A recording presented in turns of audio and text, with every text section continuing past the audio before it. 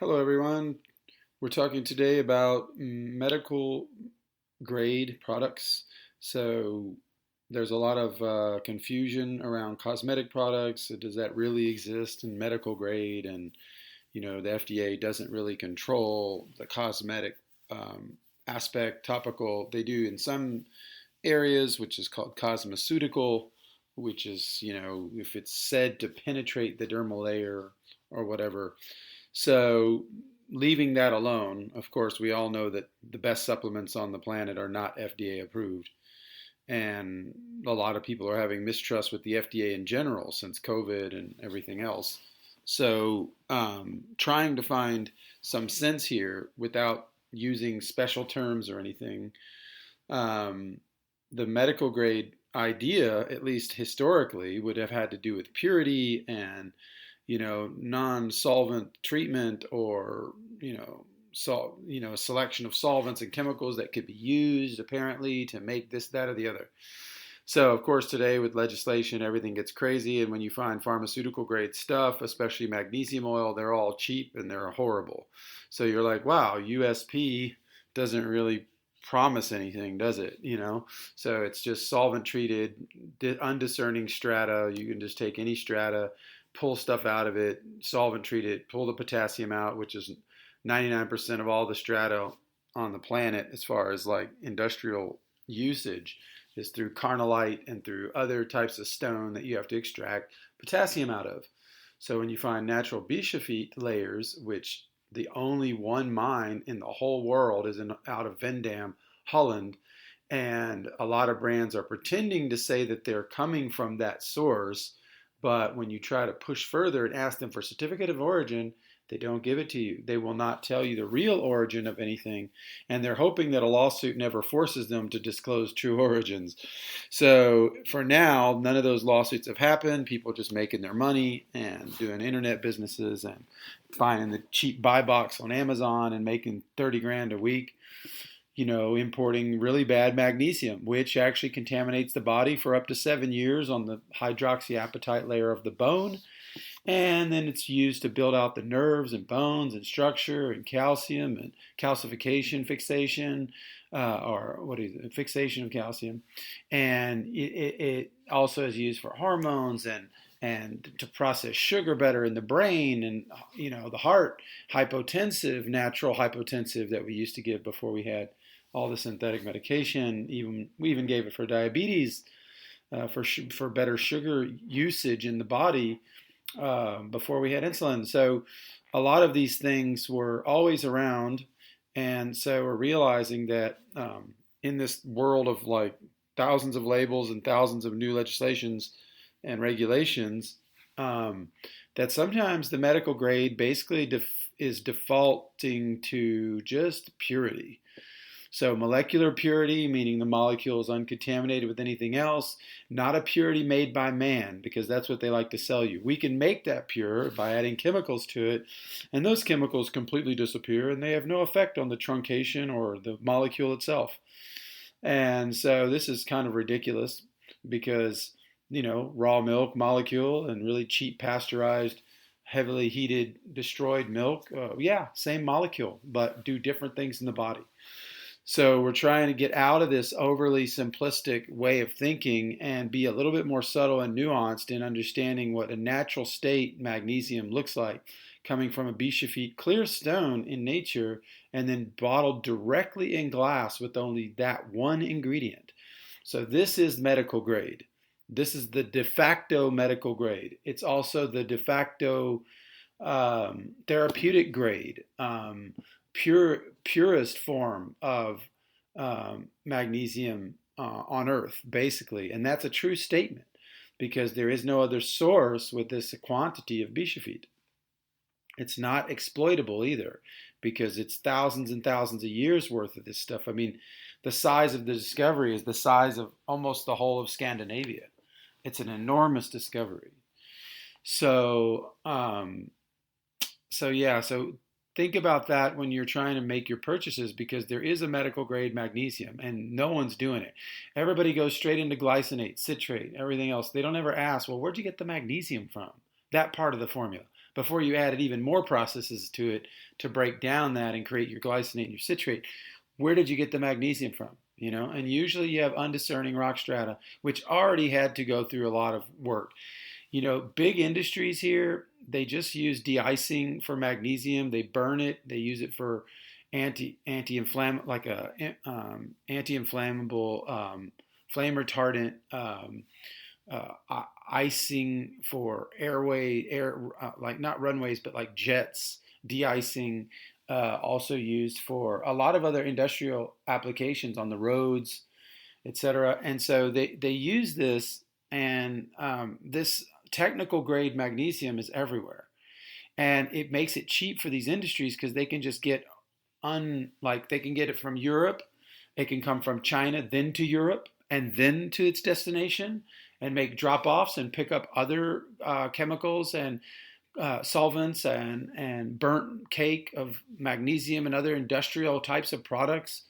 Um, some even, like, you know, in some areas there's even asbestos and other things that are part of that mining operation when you get into this world of just zero control over where the origin of anything is coming from. And so as these ships play around, you get all these certificates coming from, you know, wherever you want to get them from. You can be analyzed in Holland, and you can get a certificate of analysis there. But the origins change everything. And so a lot of people are just chiming into this easy game of just ordering magnesium through these tankers and boat carriers. I mean, these large containers that are just traveling with industrial goods all over the world. It makes it very cheap. They can get, you know, this technical grade magnesium, take that chloride, glycinate it, citrate it, threonate it, do whatever they want to do to it, and then they sell it to you. And what nobody ever thinks about is, what about the molecule itself? What is it doing in the body once it gets delivered by, you know, whatever process that makes it more assimilatable or whatever in the body? What is being delivered in the end? That molecule. And what is that molecule capable of? Being a weaker molecule treated with all these chemicals, extracted in that way, truncated, little micro, I guess you could say, stubs of the solvents remain, causing itchiness. And so what does all of this do in the body? Over, you know, we're using magnesium. This is what we're learning. We're using it to age properly, to age different than our fellows, by understanding the deficiency and how to use it based on history through the skin, as the Greeks and Romans did.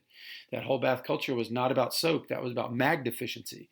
So we're coming back on this whole mystery of how to treat ourselves to where we don't create a 7-year paradigm of bad magnesium all floating throughout our system. And then this creates a weaker human, weaker calcification, more hypoxia because of calcification, arthritis because of calcification. These things are happening because of calcium, heart attack because also of calcification. And so many things are happening through the calcium paradigm because we're not understanding the mag deficiency and the way to get it in through the dermal layer where the nerves are in the ectoderm. So we're trying to, and not the mesoderm where the mouth is. You know, magnesium's needed in the mesoderm too, but it's the way you bring it in. You bring it through the ectoderm to the mesoderm, like the Greeks and Romans did, like the ocean does. We copy nature. You know, I'm a naturopath. We try to copy nature in these things. You don't try to reinvent the wheel when it comes to food and the body's needs. That's already been done by Europe in large fashion, and Asia and everywhere else. We go back in history to figure out the mysteries of nutrition. So, and the body and everything else. But so taking this one step further, this medical grade or therapeutic grade or pure formulation of magnesium is what you should be seeking, because it's a very important molecule to have in your body. I mean, there's 900 processes going on there. So you don't want to be cheap here. It's not like, oh, I got one for $2. It's like, no, spend 25, and they're going to cost 25 anyway for the cheap crap. I mean, in cheap plastic. And seriously, so why not get something for that same price, which is healthy? And so learning to like use glass, see that as a moniker or as a symbol of quality now. It used to not be. I mean, glass was cheap enough. But now after COVID and transportation, people who are using glass, they're doing it based on principle. There could be some people who could use glass to hide value of something else, but that's fading now because plastic has just taken an. If you're already at a low acumen with how you're trying to create your industry or your business, and you just want to go cheap, then you're not going to hold the glass either. And so, um, and they'll always explain, oh, but it's shipped in plastic, so what does it matter if we go glass or plastic? Yeah, that's a weak argument because the olive oil people figured out that that was a complete farce when they tried to do that and lost all the flavor and even durability and peremption, or what is that called?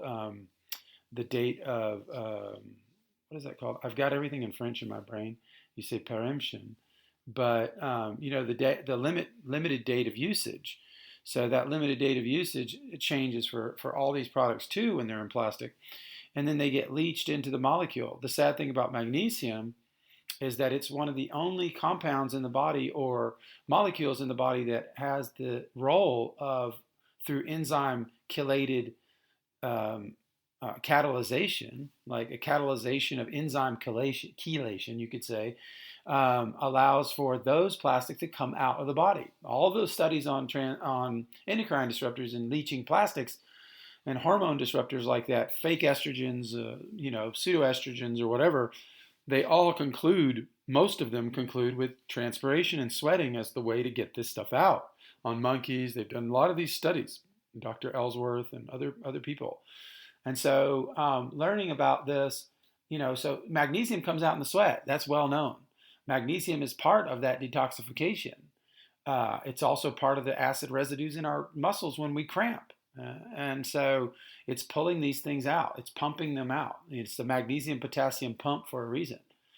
And so it's pumping these things out and getting these things to exit through the transpiration. Not only transpiration is one vector, but the body will detoxify in any orifice it can, like from hair to sebum to stool to urine, whatever it can get out. So heavy metals and everything else, aluminum especially. Magnesium is a big enemy to aluminum. So learn this about, don't be fooled about USP and some of these other labelings as far as the quality of the magnesium.